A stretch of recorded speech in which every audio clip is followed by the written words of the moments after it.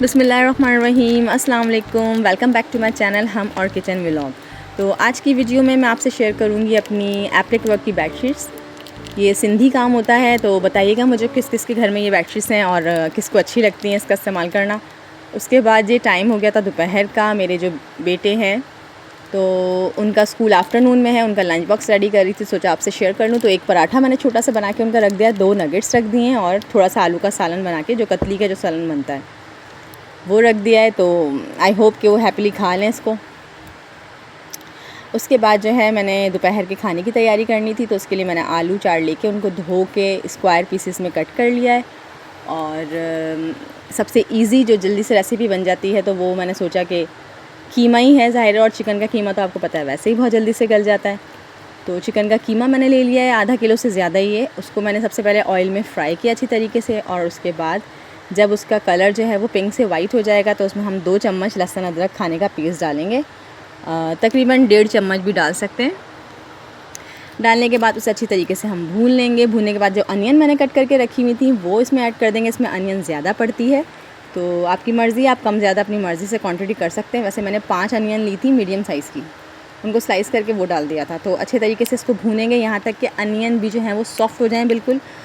और उसके बाद हम इसमें टमाटर ऐड करेंगे 4 स्लाइसेस। तो रेसिपीज़ आपको अगर मेरी पसंद आती हैं तो उसको ट्राई भी किया करें, और प्लीज़ लाइक शेयर सब्सक्राइब ज़रूर करें। और अगर आपको रेसिपीज़ अच्छी लगें तो उनके लिए कमेंट्स भी ज़रूर किया करें प्लीज़, इससे मेरी बहुत हौसला अफजाई होती है। अच्छा, इसके बाद हम इसमें दही ऐड करेंगे। दही जो है वो मैंने घर में ही जमाया हुआ होता है, तो देखें कितना अच्छा होता है घर का दही, साफ़ सुथरा, और बहुत प्राइस में जो है वो सस्ता भी पड़ता है घर में। तो 1 कप हमने दही लेके उसमें हमने ऐड किया नमक, धनिया, लाल मिर्चें, धनिया पाउडर, हल्दी पाउडर, और इसमें मैंने अभी गरम मसाला पाउडर ऐड नहीं किया इसमें दही में।